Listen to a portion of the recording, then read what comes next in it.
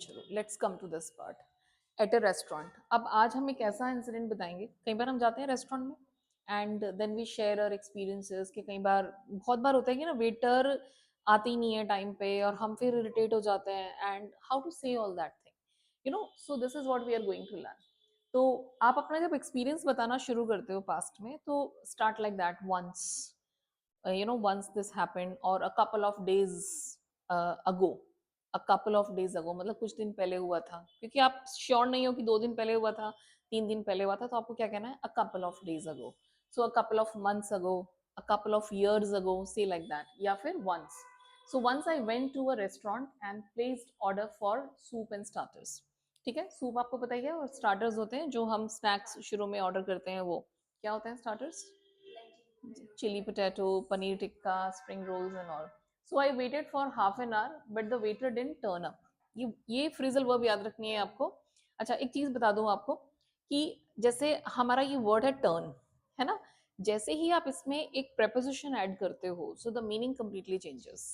जैसे यहाँ पे हम कह रहे हैं didn't turn up, तो टर्न वैसे तो होता है टर्न करना किसी चीज को, लेकिन यहाँ पे टर्न अप का मतलब हो जाएगा कि वो आया ही नहीं।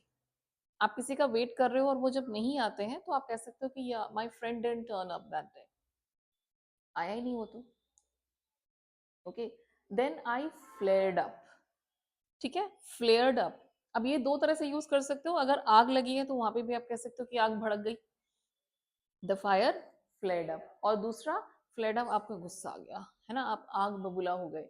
सो आई फ्लेयर्ड अप। पहले भी मैंने आपको एक इडियम दिया था, क्या था वो? इट ब्लू माई फ्यूज, है ना। ऐसे ही आई फ्लेड अप, आप एकदम से गुस्सा हो गए। आप एक टाइम तक तो वेट करते हो, फिर उसके बाद गुस्सा आ जाता है ना। So I flared up when I was about to complain I saw him coming.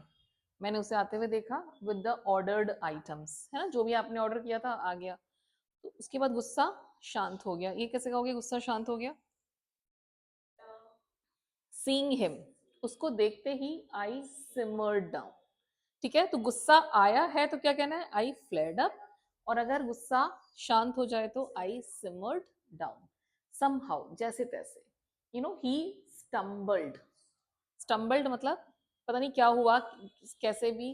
Somehow he stumbled, वो उसको ठोकर लगी। जब हम ठोकर लगती है ना और अचानक से एकदम से लड़खड़ाने लगते हैं तो stumbled and spilled the soup over my clothes. Over, over किसके लिए यूज होता है?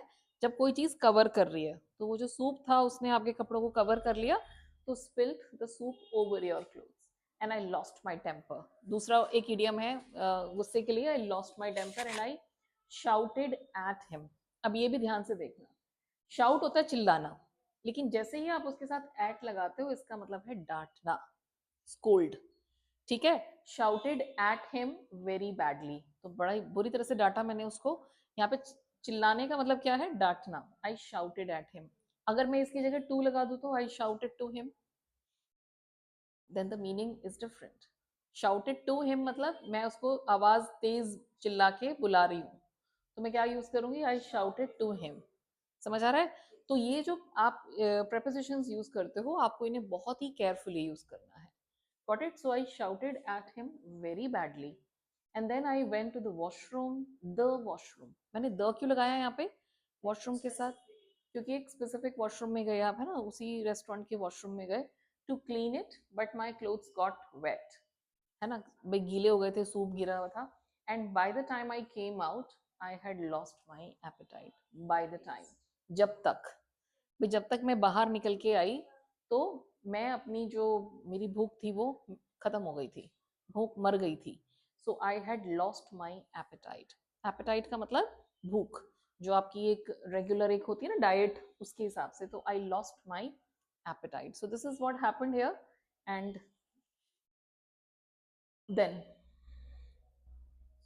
after having soup and starters I went to the cash counter to pay the bill।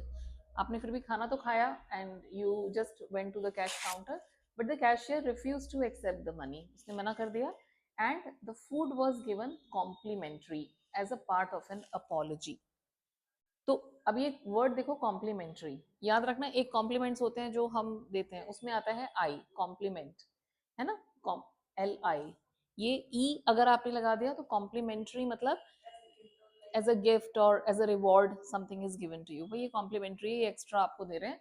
So it was like this. तो आपसे उसने bill नहीं लिया क्योंकि the waiter had created that mess.